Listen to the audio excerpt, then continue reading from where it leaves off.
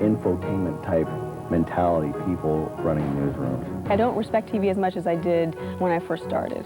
The public trust is not as strong as it used to be, and if it's lost any value, it's partly our fault, if not all of it. Go, cue 'em. Well, good evening, everyone. Thank you for joining us. I believe, at least, that the state of broadcast journalism is robust. We point to our flaws, but on balance, the state of journalism is excellent. There'll always be tabloid journalism, but there will always be quality broadcast and print journalism as well. So how does the quality of today's news coverage compare to the eras of Murrow and Cronkite? Hello, I'm Walter Cronkite. Good afternoon, Dan Rather, CBS News. And what is the influence of so-called tabloid news? It's National Enquirer TV. Your responsibility of the media, that I'm beyond being outraged. I did not have sexual relations with that woman. That there was excessive force used in this videotaped police beating, reminiscent of Rodney King.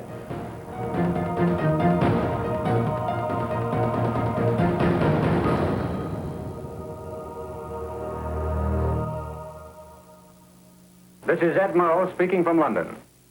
In the early days of broadcast journalism, the audience tuned in to Edward R. Murrow. This is Edward Murrow speaking from Vienna.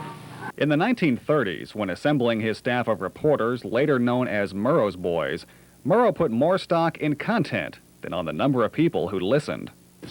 I do remember receiving cables from New York when we started building that staff, 37, 38, 39, saying that some of the boys who were reporting did not sound like announcers. Their diction was not quite perfect and so forth, and I kept sending back messages saying, I am not looking for announcers, I'm looking for people who know what they're talking about, because I believe in due course the audience will come to appreciate that fact, and I think they did. You know, for years people have been saying, things are getting worse, we're going to the dogs in the news business. Edward R. Murrow in 1958, and of course Edward R. Murrow was a sainted figure of television news, famous CBS newscaster, famous for his coverage during World War II from London, famous for doing hard-hitting documentaries during the 50s. In 1958, Ed Murrow, speaking to the Radio Television News Directors Association, gave a famous speech in which he complained about how television news wasn't what it used to be. This instrument can teach, it can illuminate, yes, and even it can inspire. But it can do so only to the extent that humans are determined to use it to those ends. Otherwise, it's nothing but wires and lights in a box. People are always saying it's worse. Well, to some degree, it's true. It's both worse and better. But I'm reminded of what Mark Twain said about Wagner's music. It's not as bad as it sounds. This is the CBS Evening News with Walter Cronkite. Years later on television, Walter Cronkite carried us through the tragedy of assassination, Vietnam, and the wonder of space travel. That was also a time when there was only one evening newscast and technology was limited. Many complain one of the problems of today's journalism is the news cycle. No longer do journalists target their report for one evening newscast, but continuing coverage throughout the day. The closer you come to putting events on the air live, the closer you come to kind of releasing control of what you're presenting to the public, because if you're covering an ongoing action, you don't know what's going to happen. And we've seen news organizations get into trouble when they don't have a well thought out plan and they don't have an escape hatch. In the late 1970s, more than 80% of Americans watched the 3 evening newscasts. Now they have the same 3, plus cable news networks, weekly news magazine programs, and a growing number of websites featuring video. The whole idea that if it bleeds, it leads. But I think that we're getting away from that. And I think that people are going back to the way that news was originally done, where you have hard news, you have good people telling good stories. We have seen those infotainment shows kind of fall by the wayside in just the last few years. So I think it's coming full circle again. The downside, the pictures tend to drive what we do, particularly at the local level. And so there are a lot of stories that aren't being told because they aren't visual. And that's a concern. It seems to me that local television news is, to some degree, shirking its responsibility to truly cover the meat and potatoes of the community because it's so interested in visual. Nearly 50 years ago, Murrow prophesied unless the trend changes, it won't be long before TV news is an unholy marriage of journalism, show business, and advertising. When Edward R. Murrow had a show called Person to Person, which was pretty much a fluff, hype kind of program. That did not take away anything from the fact that when he had to go do what he did best, which is hard, serious journalism, he had great standards. But we also have those flashes of great standards as we struggle to try to make a living as well, because first and foremost, we have to be on television. We have to have a product that people watch, and that's the balance between the fluff and the news. And I don't think that really has changed. I just think that people have grown up and they don't remember the past.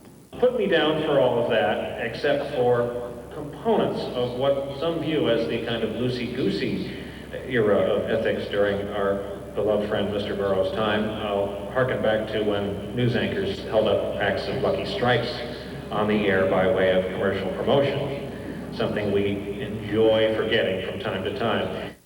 A News TV study indicated the major networks have more than doubled the number of one-hour news magazine shows over the last few years.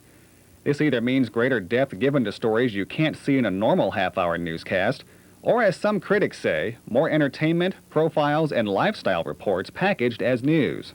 I may be wrong, but I think that the quality of journalism has improved. Sure, there's some sensational, there's some tabloid, but by and large, the ethics, the overall standards, the quality has improved. Chad Huntley, NBC News, New York. And David Brinkley, NBC News, Washington.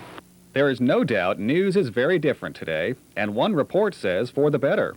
The results of one study challenge old-school journalists who lament the days of Huntley, Brinkley, or Walter Cronkite as serious journalism, saying they may be doing so as a result of nostalgia, rather than the disappearance of quality broadcasting.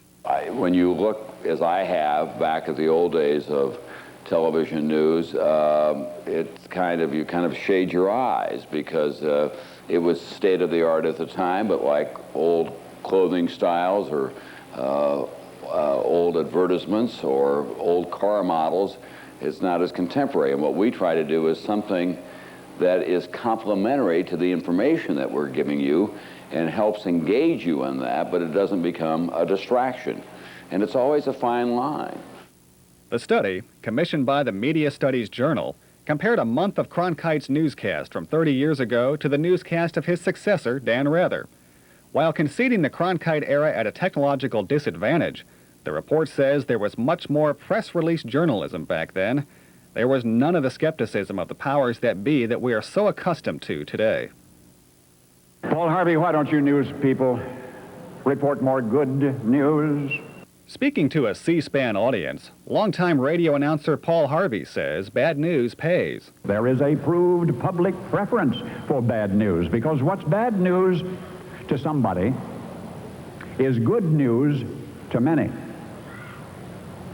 Think about this. The listener or the reader of bad news can say to himself, well, at least I'm not as bad or as bad off as those people. But news is really, it's the unusual. That's what makes it news. And frequently the unusual is going to be something dangerous or a disaster or a crime or something like that. And it's also the duty of journalists to serve as watchdogs. Though with more reporters, more news outlets, and better technology, journalists should be more accurate. But reporters are human, and errors happen. I think we all need to make certain that we get it right, whatever it is, before we seek to get it first. And that drive to be first, I think, is a dangerous trend. I was at the Columbine tragedy and that shooting and so forth, and you know, dozens upon dozens of news organizations, many I didn't recognize, many from out of the country. So again, it's a feeding frenzy at that time. You have to be careful again how you handle it, and you have to be careful that you know, the public still gets a clear picture of what's going on as opposed to just becoming part of the atmosphere. Some say one of the problems in today's TV news coverage is that younger producers, many who are fresh out of college, are too inexperienced to handle crises. And those scripts are looked over by an executive producer who may be 25 years old and an anchor who may be 25, and no one in the whole system has a good checks and balances of a story that really has information nobody really knows about. What about viewer complaints of supposed overblown coverage of stories such as Monica, Elian, and O.J.? You could look at the O.J. trial, the O.J. Simpson trial that way. The fact is, America was interested in that. Did it really matter? Did it really affect many people's lives that much? It didn't have any impact on the national economy. It wasn't going to get us involved in a war. It wasn't the cure for cancer we were reporting. It was a murder trial about a very famous man. But people were interested in it. Sure, probably we covered too much. I'm so saturated by the irresponsibility of the media that I'm beyond being outraged. I mean, I'm almost numb to it at this point. And for this kind of information to come out, and for it to be incorrect, and for it to be so prejudicial, is outrageous. Personally, I guess I'm a little disappointed. I think we're turning very tabloidy and sensationalist, and it's not like it was before. Some stories are sensational on face value. You don't need to sensationalize them. Just reporting them, though, gives the public the impression that you are. I mean, again, the Columbine shooting, or the Jean-Benet Ramsey story, or, some of these others. They're big, major, blockbuster stories. You don't have to sensationalize that. It's there.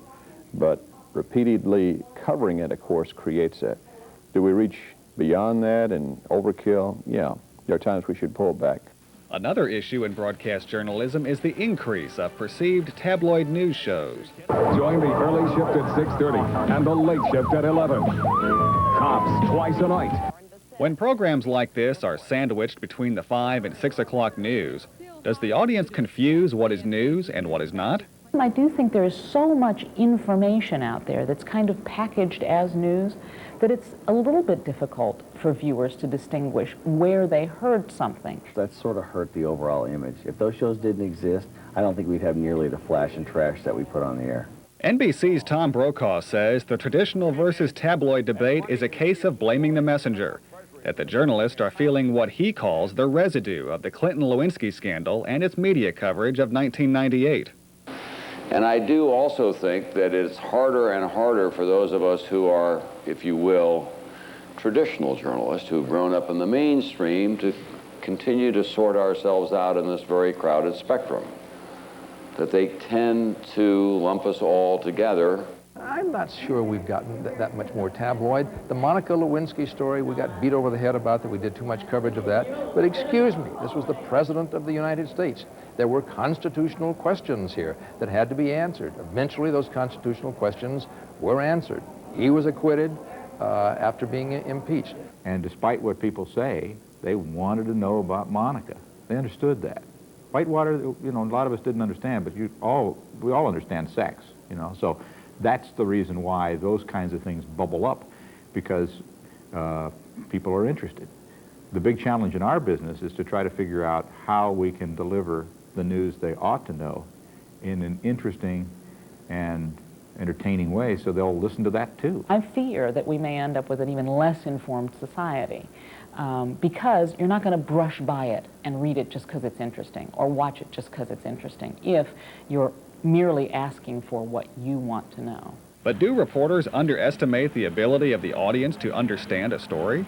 I think that viewers are a lot smarter than most journalists give them credit for.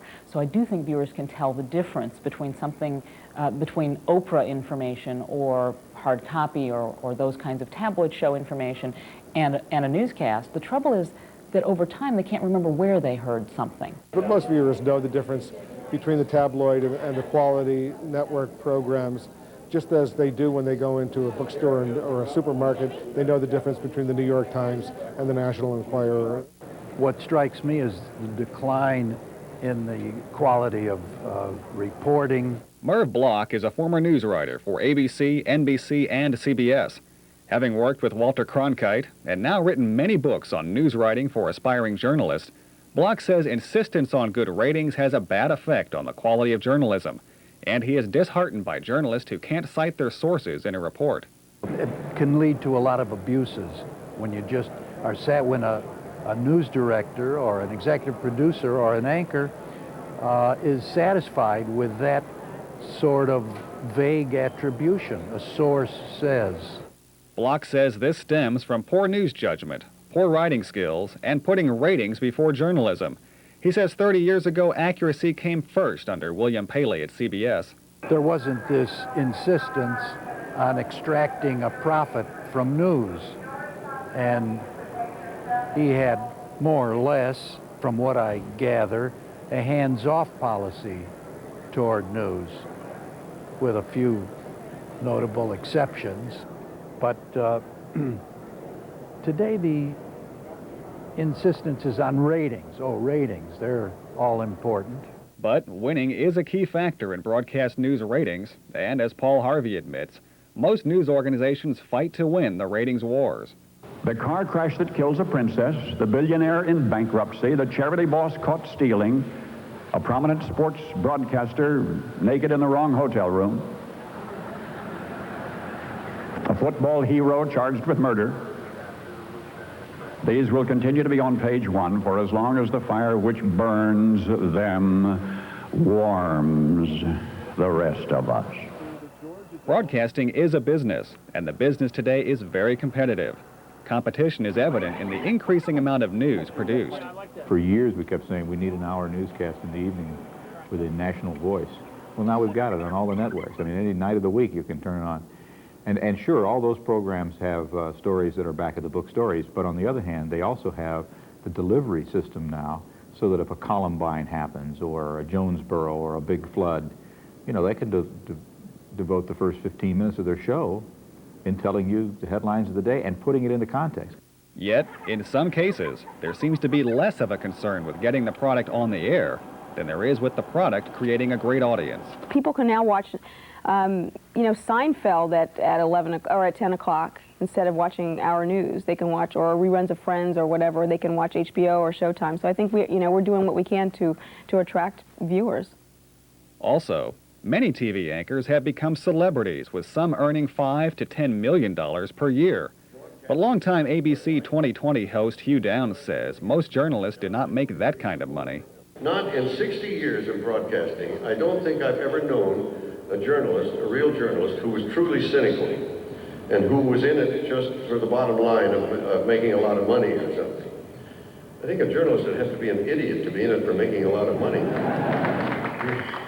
I think most journalists do, at the bottom, feel that they are in this to do a public service. Since news is a business, if you can't pay the bills, you're not going to have a product on the air. Network and station owners want to keep the stockholders happy. Has this business end of the industry taken over in news? Not only is news a part of it, since most news operations are the most expensive department in any television station, it's the most impacted by the bean counters and the stockholders, because if you're going to cut costs, that's where you start looking to cut costs. While reporters have more responsibilities, the changing nature of news means a closer examination of news ethics. For those of you who may have tuned in late, 60 Minutes is engaging in a self-examination tonight. On a special edition of 60 Minutes, the tables were turned on Mike Wallace about how he did business.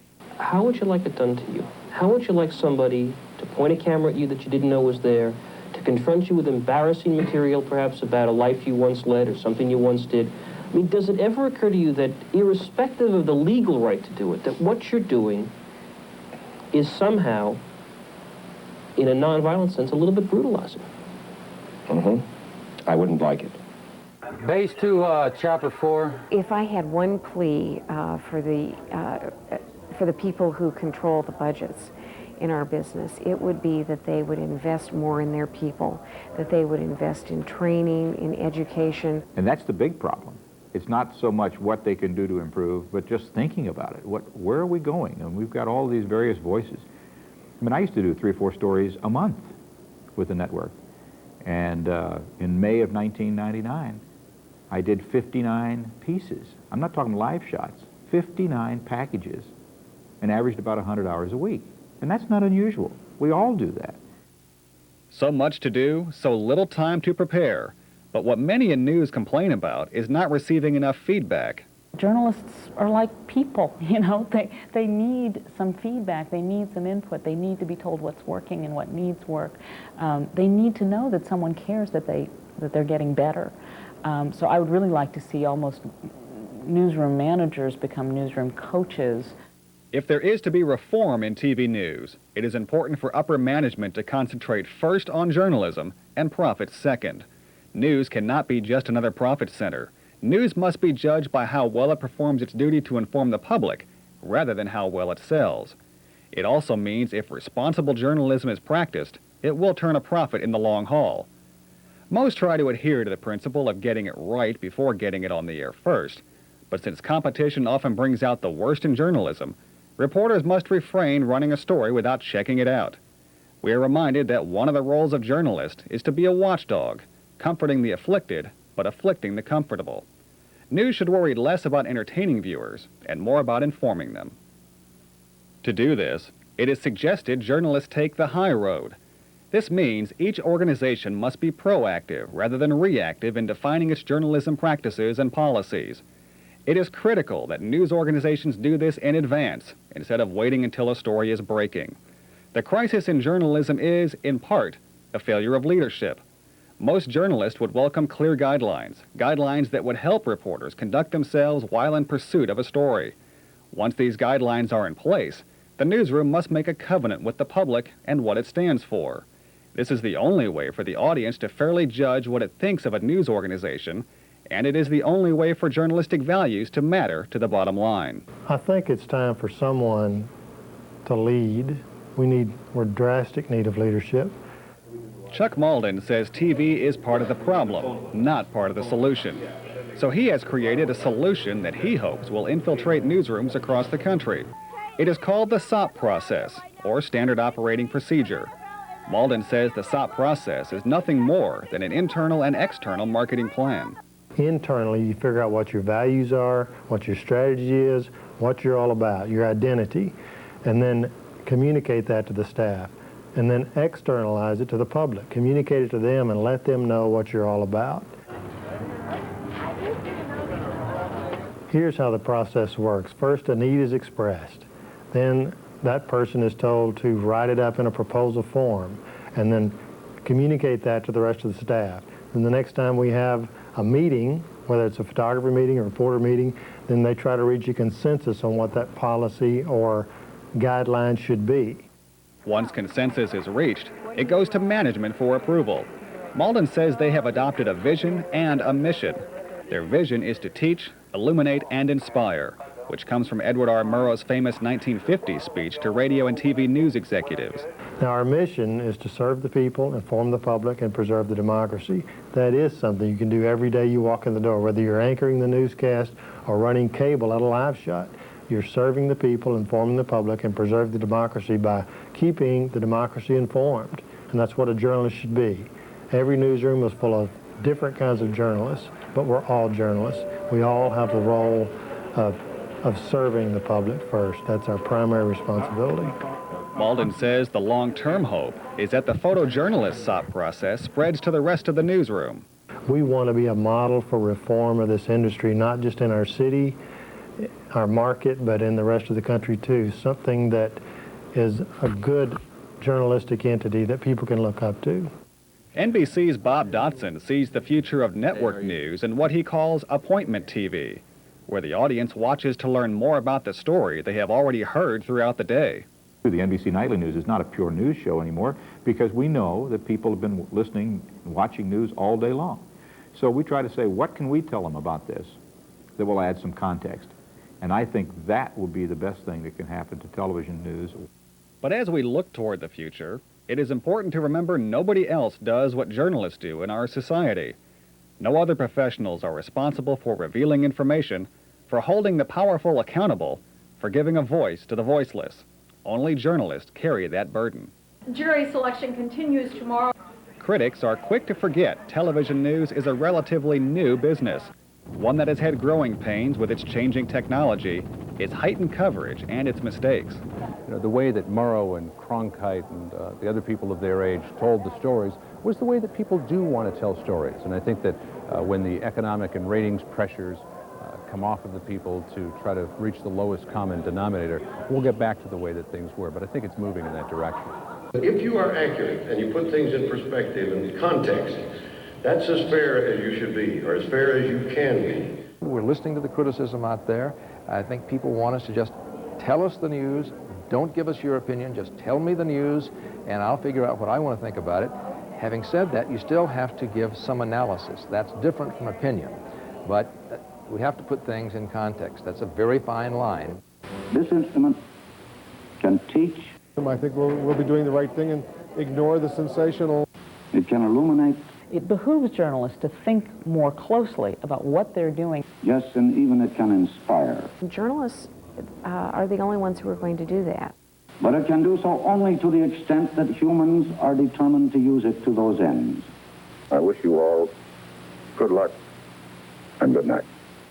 Does it look like that fire's under control?